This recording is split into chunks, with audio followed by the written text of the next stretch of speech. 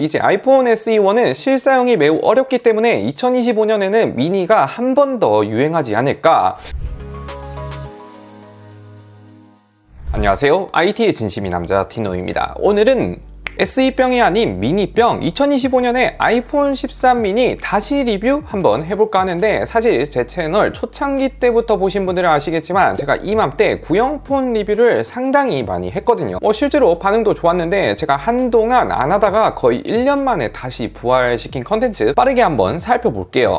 먼저 외관은 다들 아시다시피 대각선 카메라 배치에 깻잎통 각진 프레임을 보여주는데, 참고로 카툭티 이때 당시에는 상당히 좀 크다, 제품 크기 대비 카메라가 영 아닌데 싶었는데, 요즘 샤오미도 그렇고 아이폰 16 프로 이런 애들과 비교를 해보면 정말 선녀가 따로 없죠. 오히려 좀 작아서 당황스럽다 해야 되나? 이 정도면 굉장히 애기애기해 보입니다. 그리고 요즘 스마트폰 거의 다 후면이 무광인데 은은한 유광으로 되어 있고, 특히나 애플 로고가 잘 보이죠. 요즘 아이폰들은 거의 다 무광으로 되어 있어서 애플 로고가 거의 안 보이다시피 하는데 13 미니는 굉장히 잘 보입니다. 그리고 옆면에 음소거 딸깍이 버튼이 있고 볼륨 버튼, 아래쪽에는 요즘 거의 다 C타입이지만 라이트닝이라는 거, 솔직히 라이트닝 충전 단자 빼고는 다 그러려니 합니다. 무엇보다 가장 킬러 포인트라 해야 되나, 아이폰 16이는 참고로 맥세이프가 없어서 굉장히 많은 욕을 먹었지만 아이폰 13 미니는 이 작은 거에 맥세이프를 지원합니다. 맥세이프 충전 정식으로 당연히 지원하고, 맥세이프 액세서리 같은 거, 거치대 같은 것도 쓸 수 있긴 하지만 제품 자체가 작다 보니까 일부 부피가 큰 제품들, 카드 지갑 같은 거는 스마트폰보다 좀 더 툭 튀어나올 수 있다는 점, 이런 슬림 맥세이프 보조 배터리 같은 것도 간당간당하게 되기는 합니다. 그래도 아이폰 16이처럼 아예 지원을 안 해서 못 쓰는 것보단 그래도 조금 더 툭 튀어나와 있다 해도 쓸 수 있는 게 훨씬 더 낫죠. 결론은 맥세이프가 지원이 되는 건 아주 좋은 것 같습니다. 그리고 무엇보다 제품 사이즈가 굉장히 작은 편이거든요. 요즘 아이폰 16 시리즈도 6.3인치까지 커지고 있고, 갤럭시도 S25 기본형만 제외하면 요 근래 출시되고 있는 모든 스마트폰들이 6.6인치 이상 출시하는 시대에 5.4인치 제품이면 굉장히 희소성이 있죠. 6.3인치 아이폰 16 프로와 비교해보면 대략 이 정도 한 손에 쏙 들어오기도 하고, 무게 또한 사기이기 때문에 참고로 제가 필름을 붙였는데도 150g이 안 넘는 미친 듯한 무게를 보여줍니다. 케이스 쓰고 해도 200g이 안 넘죠. 그래서 셔츠 안주머니에 넣고 다녀도 부담 없는, 아마 아이폰 13 미니 이후로 이제부터 5인치대 스마트폰은 출시를 아예 안 할 것 같은 사실상 마지막 5인치대 스마트폰이라 볼 수 있습니다. 그리고 5인치대라고 해도 최신 아이폰에 서비스하는 것들 애플 AI 빼고는 거의 다 지원을 하거든요. 유튜브, 카톡 이런 것들은 당연히 지원을 하고, 쇼츠 같은 것도 보는데 아무런 문제가 없고, 실사용하는데 화면이 작다는 것만 빼면 큰 문제가 없긴 합니다. 그리고 몇 년 전에 유행했던 SE병으로 인해 SE1을 많이 샀는데, 사실 그건 4.0인치라 실사용 측면에서는 극악의 환경을 자랑하기도 하고, SE1은 소프트웨어 판올림이 끊긴 지 몇 년이 지났기 때문에 최신 앱들이 슬슬 지원이 다 끊기고 있지만 13 미니는 제가 볼 때 앞으로 2-3년간은 계속 최신 업데이트를 받지 않을까 싶어요. 일단 결정적인 이유가 아직까지 성능이 현역이기 때문인데, A15 바이오닉 칩셋에 램은 4기가가 들어갔는데, 참고로 요즘에 출시하는 무흡형 스마트폰보다 좀 더 높은 퍼포먼스를 보여주는데, 긱벤치 6 바로 돌려보면 싱글은 2300점대, 멀티코어는 5500점대로 2025년에 출시한 보급형 갤럭시 A56보다 훨씬 더 높고, 가성비로 소문난 포코 X7 프로와 비교해봐도 멀티코어는 비등비등해 보이지만 싱글코어는 여전히 압도적인 퍼포먼스, 사실상 이건 현역이라 봐도 되죠. 3D 마크로 비교를 해보면 최고점이 2600점대, 최저는 1500점대, 안정성은 60% 정도로 갤럭시 A56 당연히 쉽게 바르는 성능에 실사용을 해봐도 이런 기본 동작들은 아주 빠릿빠릿하게 작동을 하기 때문에 버벅여서 못 쓰겠다, 성능이 부족해서 아쉽다, 이런 경우는 아직까지는 크게 없었던 것 같아요.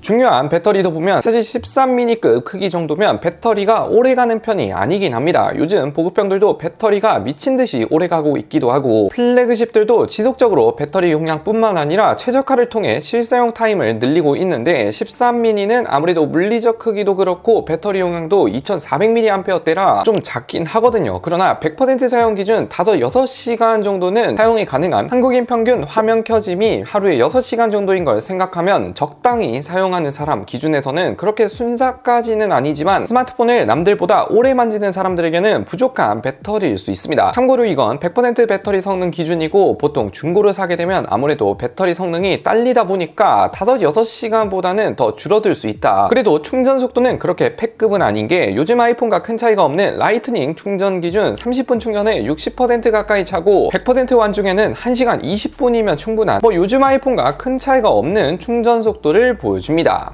카메라도 보면 상당히 메리트가 좋은 게 12메가픽셀 초광각과 메인 렌즈가 있는데 OIS가 아이폰 16이보다 훨씬 더 좋은 센서 시프트 OIS가 적용되어 있어서 동영상이나 사진 촬영 시 좀 더 안정적이게 촬영이 가능한 동영상 안정성은 16이보다 좀 더 좋다고 볼 수 있기 때문에 사진 동영상 측면에서도 충분히 현역이라 볼 수 있습니다. 스피커도 보면 작은 크기인 걸 감안하면 상당히 괜찮은, 집에서 유튜브나 넷플릭스 보기에는 크게 부족함 없는, 오히려 출력만 제외하면 요즘 보급형과 비교해 볼 때 좀 더 음질이 괜찮다, 고음 찢어지는 현상도 크게 없는 것 같고 저음이 살짝 부족한 것만 빼면 나쁘지 않아요.